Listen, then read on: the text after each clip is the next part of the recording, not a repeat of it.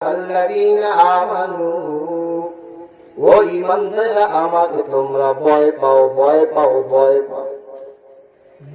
আজকে যদি আল্লাহর ভয় তাদের অন্তরের মধ্যে থাকতো, তাকওয়া যদি তাদের অন্তরের মধ্যে থাকতো, পৃথিবী উল্টে যেত, তার দুনিয়া থেকে বিদায় করতো, কিন্তু তার মুখ থেকে এরকম অপব্যাখ্যা বের হতো না।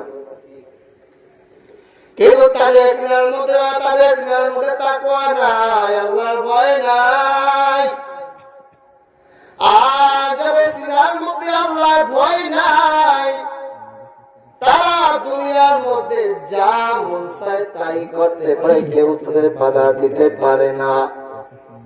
হে বান্দা, আল্লাহর গোলাম, এই মাহফিলটা ময়দান হচ্ছে একটা জান্নাতের বাগান। বলে কেমন জান্নাতের একটা বাগান? নবী বলেন এই জান্নাতের বাগানটা হচ্ছে এইরকম, আসমানের সমস্ত ফেরেশতারা আয়েশা এই মাহফিল ময়দানের চতুর্পাশে ফেরেশতারা আয়েশা বেষ্টনী দিয়ে রাখছে। আর আল্লাহ পাক রব্বুল কারীমের কাছে এরকম বেষ্টনী উঠতে উঠতে উঠতে উঠতে আল্লাহ পাক আরশে আজিম পর্যন্ত ফেরেশতারা চলে যায়। আল্লাহ পাক বলেন, ও ফেরেশতা, তোমরা এখানে কেন আসলা?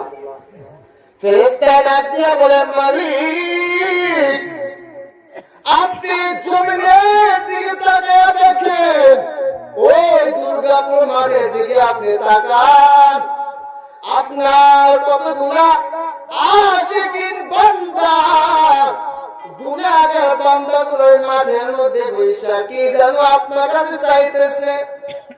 ও আল্লাহ, আমি দেখতেছি এখনো পর্যন্ত তাদের গুনাহ মাফ হয় নাই।